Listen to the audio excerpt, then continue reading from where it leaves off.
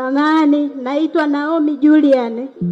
Nilitapeliwa milioni 55,935 na Salim Saidi Msemo akishirikiana na mamake Amina Salim Kadala 2021 hadi 2022. Wako wapi? Ilikuwaje? Walinishirikisha biashara. Baada ya kushirikishwa biashara, mwezi wa 12 2021 ndo alitakiwa arudishe hiyo hela. Akasema amepata ajali na amevunjika nyonga na amepelekwa Muhimbili. Baada ya kupelekwa Muhimbili akapelekwa tena Nairobi. Nairobi anatakiwa akae India siku 109, arudi Tanzania atakuwa amepona, amevunjika nyonga. Baada ya kumfuatilia nikajua kwamba ni tapeli. Akapatikana Kigoma vijijini. Walivyofikishwa Oysterbay, kesi ikafunguliwa, wakatoa maelezo, akakubali kweli anadaiwa. Kwa sasa yuko wapi? Yupo Bariadi. Yuko Bariadi. Ndio, na mamake yuko Kilimanjaro. Haya. Wewe una namba zake? Haya.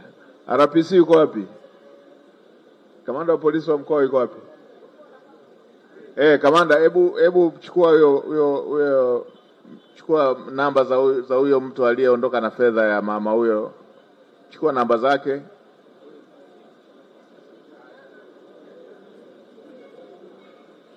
Na nikupongeze sana Mheshimiwa Mkuu wa Mkoa. Nimeambiwa huyu mtoto wewe ndo unamsomesha baada ya mamake kuwa ametapeliwa.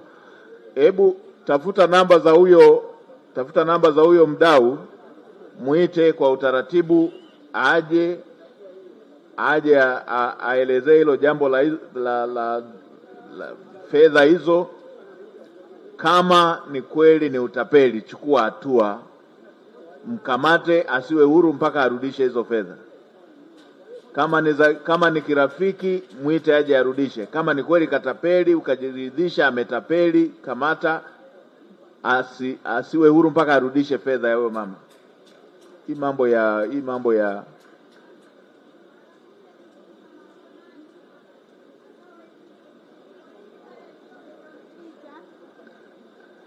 yaani watu wengine, wewe fedha unakabidhiwa mkononi afu tuanze kusumbuana.